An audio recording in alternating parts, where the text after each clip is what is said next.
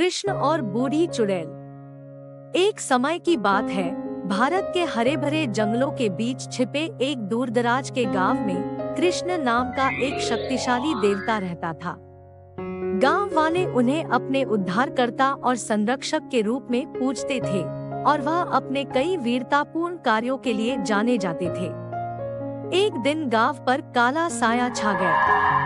लालच और शक्ति से प्रेरित एक बूढ़ी चुड़ैल गांव में आ गई थी। उसने कृष्ण की शक्ति की कहानियां सुनी थी और उसे चुनौती देना चाहती थी। चुड़ैल ने अपने काले जादू का इस्तेमाल करके गांव पर जादू कर दिया, जिससे गांव अंधेरे और निराशा में डूब गया। ग्रामीण भयभीत हो गए और उन्होंने मदद के लिए कृष्ण की ओर रुख किया। कृष्ण जानते थे कि उन्हें चुड़ैल का सामना करना होगा और उसका जादू तोड़ना होगा। उन्होंने अपने चक्र, सुदर्शन चक्र से स्वयं को सुसज्जित किया और उसे ढूंढने निकल पड़े। कृष्ण को वह चुड़ैल जंगल में एक जगह मिली।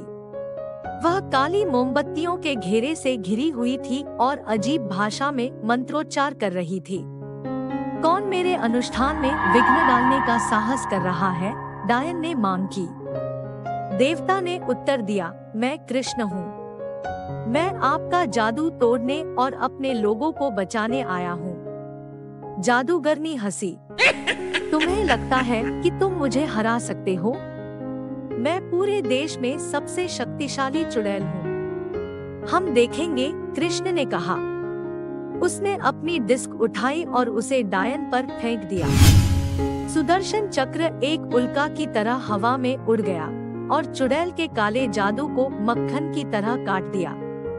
जैसे ही डिस्क उस पर गिरी, डायन दर्द से चिल्लाने लगी। वह पराजित होकर भूमि पर गिर पड़ी। चुड़ैल की हार के साथ ही जादू टूट गया।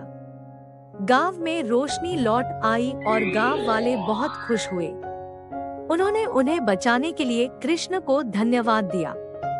कृष्ण मुस्कुराए। उन्होंने कहा, अपने लोगों की रक्षा करना मेरा कर्तव्य है।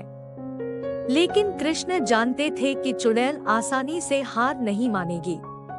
वह बहुत शक्तिशाली और बहुत महत्वाकांक्षी थी। वह जानता था कि वह एक दिन बदला लेने के लिए वापस आएगी। साल बीतते गए और गांव शांति और समृद्धि में रहने लगा।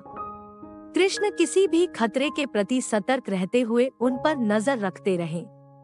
एक दिन गांव में एक अफवाह फैलने लगी। लोग कह रहे थे कि पुरानी चुड़ैल वापस आ गई है और वह पहले से कहीं अधिक शक्तिशाली है।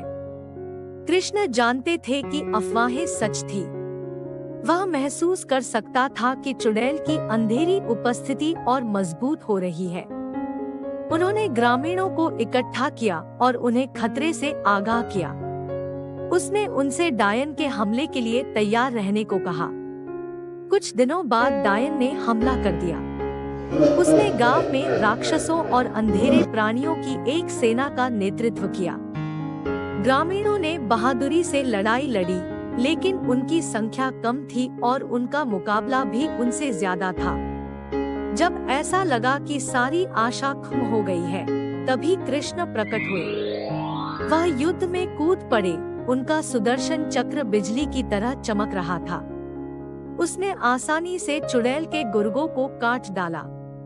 चुड़ैल ने स्वयं कृष्ण पर हमला करने की कोशिश की, लेकिन वह उसके लिए बहुत तेज थी।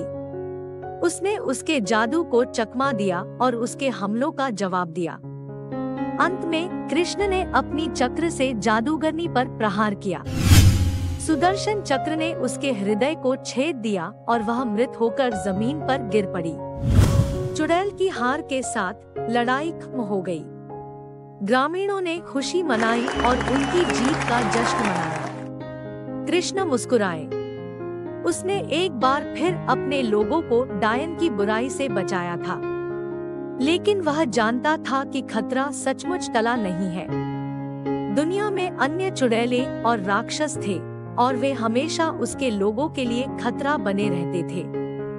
लेकिन कृष्ण ने अपने लोगों की रक्षा करने की कसम खाई, चाहे कोई भी कीमत चुकानी पड़े। वह अंधेरे और बुरी ताकतों के खिलाफ खड़े होने के लिए हमेशा मौजूद रहेंगे। कृष्ण कई वर्षों तक गांव की निगरानी करते रहे। उन्होंने ग्रामीणों को सिखाया कि काले जादू से अपना बचाव कैसे करें और प्रकृति के साथ सद्भाव में कैसे रहें। गांव उस दुनिया में आशा और शांति का प्रतीक बन गया जो अक्सर अंधकारमय और खतरनाक थी। और यह सब कृष्ण नामक एक शक्तिशाली देवता के कारण। नमस्कार वर्ल्ड्स नेचर यूट्यूब चैनल के दर्शकों, आप सभी को इस कहानी को देखने के लिए धन्यवाद। मुझे आशा है कि आपको यह कहानी पसंद आई होगी। अगर आपको यह कहानी पसंद आई है तो कृपया इस वीडियो को लाइक और सब्सक्राइब करें। यह मुझे और अधिक कहानियां लिखने और आपके साथ साझा करने के लिए प्रोत्साहित करेगा।